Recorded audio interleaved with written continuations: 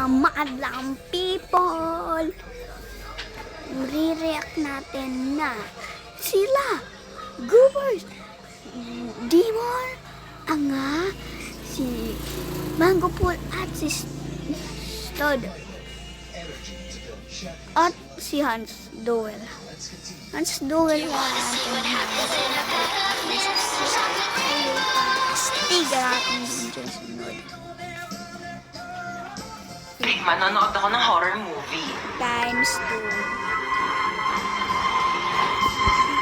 Ang kwentong ito ay tungkol sa isang babaeng nakakatakot na pumapatok sa pinto tuwing alas 3 ng madaling araw. So, bakit kasi pinapaniwalaan yung mga gantong bagay? Hindi naman totoo. Based on a true story? Paano magiging true story to? Hindi naman totoo yung mga gantong bagay. Teka lang, anong oras na ba?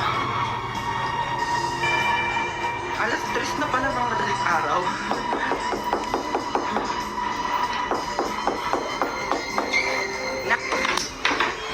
Alam mo, mangyahiram lang sana ako ng charger. Kasi lubat na yung cellphone ko. Charger. Oh, ako si Mama. Salamat.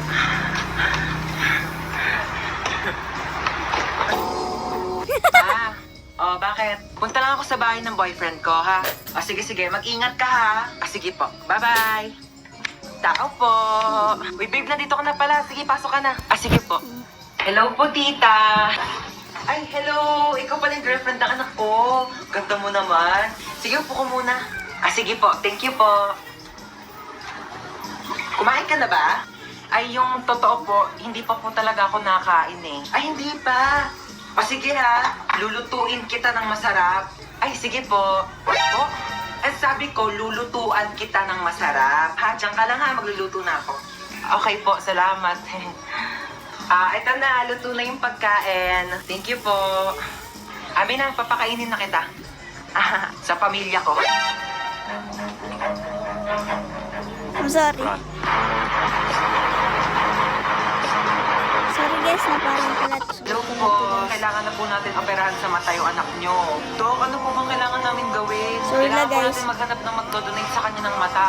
O sige po, ako po bahala. Gagawa po ako ng paraan. Ma, mabubulag pa ako? Hindi ka mabubulag ha? Guys, Maghanap ako ng magdodonate ng mata mo ha? Sorry na guys. Sige dok,